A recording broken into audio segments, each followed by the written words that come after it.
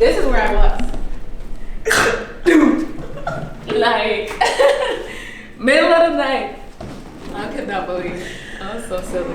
I would have died. Yeah, it was jokes. I'm trying to think, have we had anything happen? Me and Michelle were like,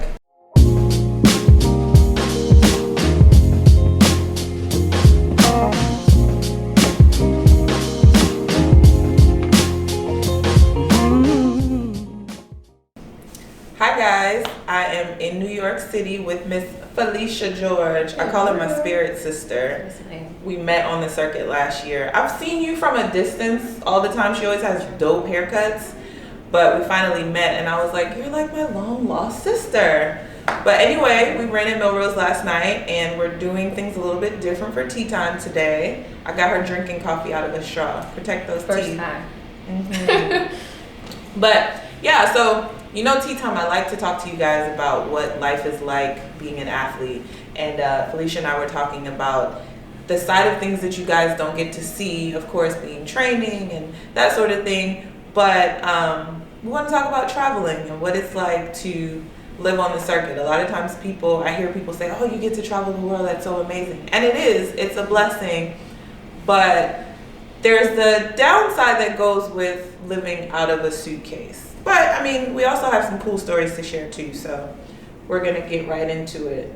Do you want to start off with like maybe what it was like coming to New York, coming to my city? Actually, yeah, I had interesting travel out here. My actual flight over wasn't that bad, but the day before there was a snowstorm in New York and a whole bunch of, like, all the airports in New York got shut down. Yeah. So everything was backlogged. So I stood in a taxi line for close to 2 hours just to get a taxi. And then it was like rush hour. Then I sat in traffic for the next hour. So that was interesting. And then I had to race the next day. So that gave me a little bit of anxiety. But I mean, that's when you just gotta be like, well, we just gotta go with the flow. You just gotta it's roll with the happen. punches. Yeah. But see, so that you just said something that you had to run the next day. Yeah. But if you watch the meet, you know that Phylicia won and ran a personal best. But imagine having to deal with all of that the day before your competition, Right. and figuring out, you know, the situation, get to the hotel, get rested, ice bath, all of the above, and not let it, you know, mess with you mentally. So Yeah. that was a perfect example of like how life on the road can get hectic. I mean, for me, I got a sinus infection literally right before flying up here. And I mean, the blessing for me was that I came in a little bit early. We had a press conference scheduled on Thursday. So I flew in Wednesday night.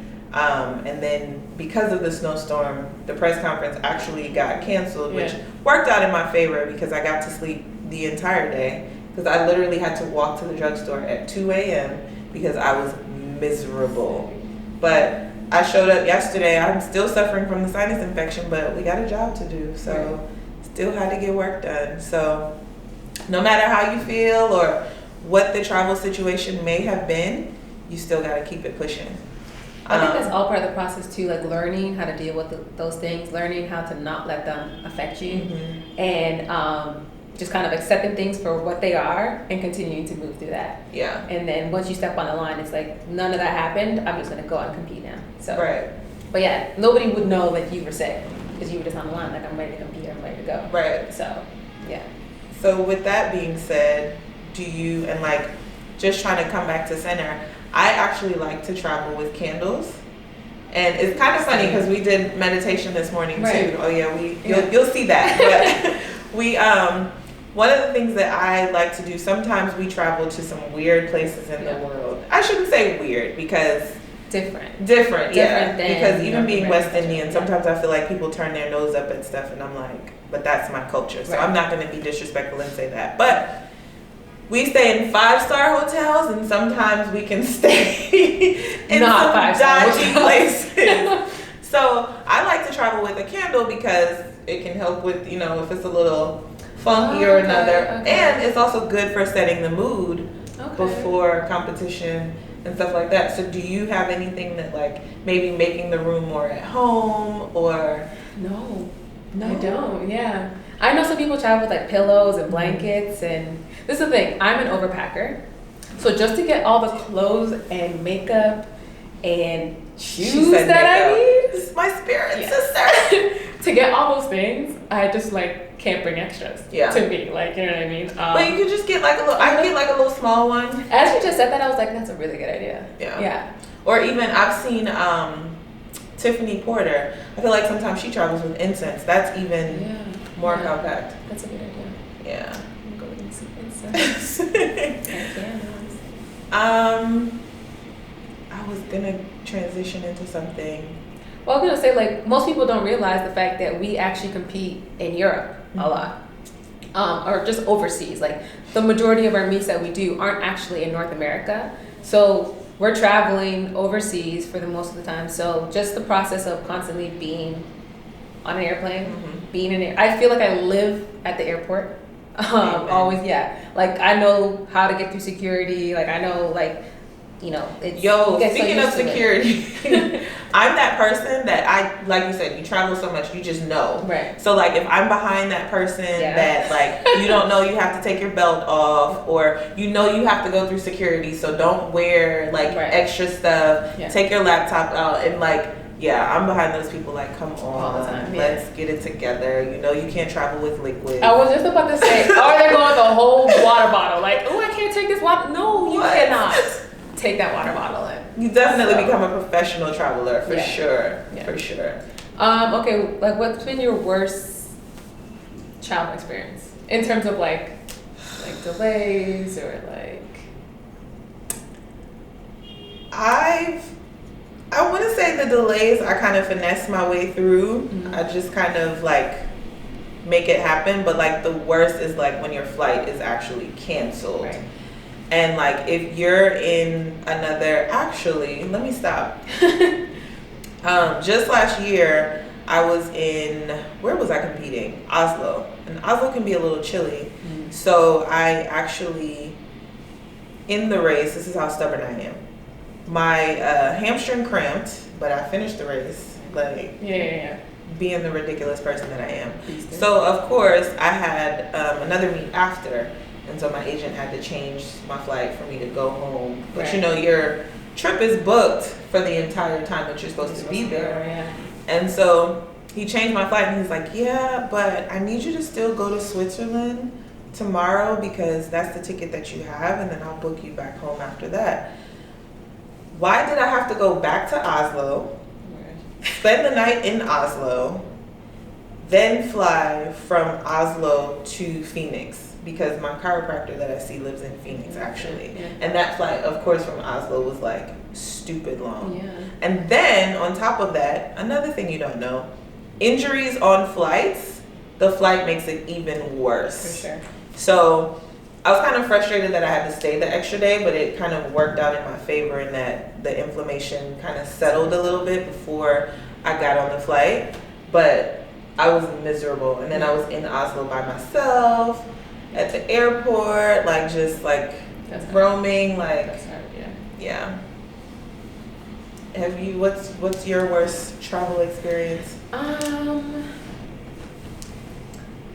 Like same kind of thing. I remember I was taking a flight, going to Greece, and we were on the plane, and I was so tired. I like probably slept for half an hour. Then I wake up. We're still on the runway, and they're like, oh, there's some malfunction. We need a part. They needed a new part. And you know what? I'm all for it. Like if there's something wrong with the plane, let's get that fixed and let me go. So hop off. I then proceeded to spend the next 10 hours, I believe, in the airport because they were like kept saying like, oh, we're getting this part, we have to fly this part in from here, from there. So yeah, it took like maybe 10 hours before we actually got back on the plane, and then I had to fly. So and I think what made that frustrating was like the time kept getting pushed. So it's like, okay, now we're gonna leave at 12. Now we're gonna leave at 3. Now we're gonna, and you're like, are you kidding? Like, just tell me the time, right? Like, just tell me. Let me, because then, I could have napped.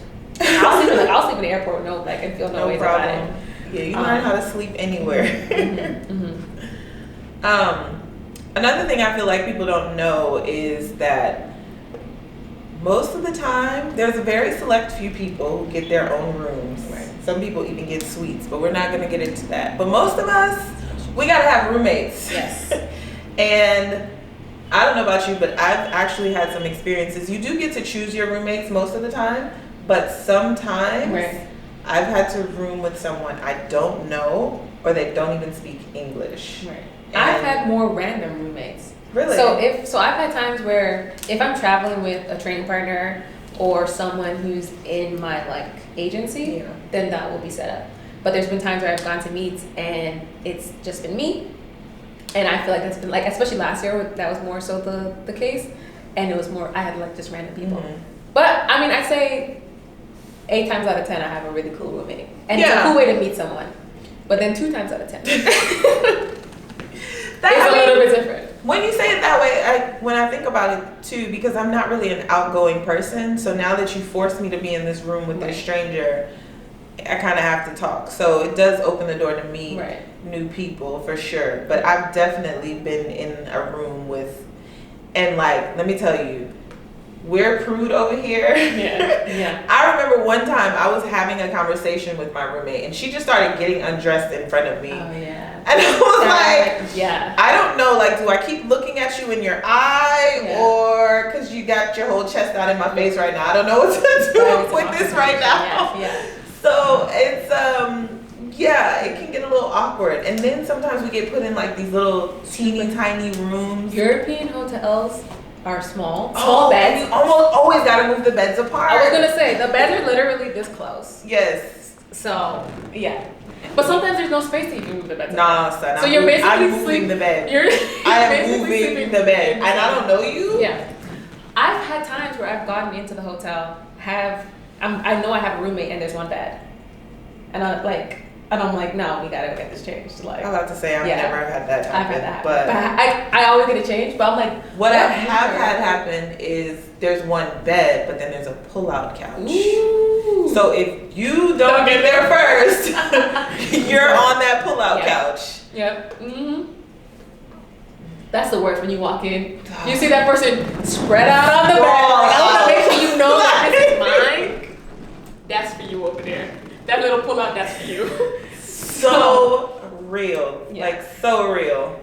You just salty on that little pull-out. Like, hella salty. I ain't even gonna sleep good. I gotta run tomorrow. Man.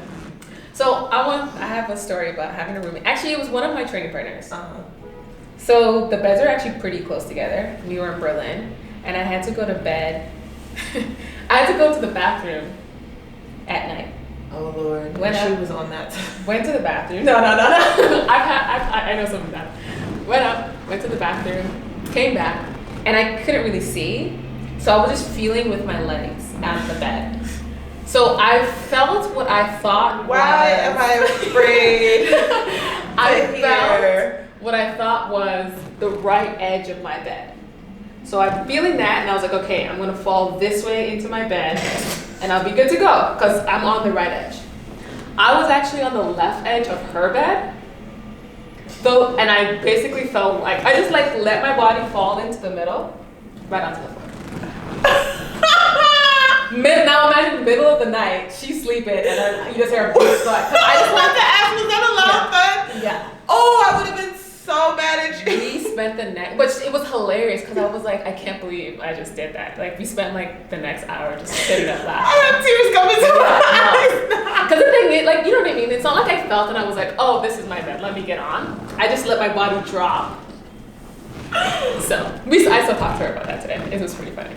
And then, you know those moments you're like, you just have to laugh at yourself because you're like, that was so silly. I would have died. Yeah. I would have. I'm dying thinking about it. Yeah. Like, did you break your fall or you just... Well, I mean, there's that moment when you realize that this is where the bed should have been. I'm going down. Like, yeah. So, like, enough that I didn't get hurt or anything, but it was an interesting experience. Oh, my God. To say the least.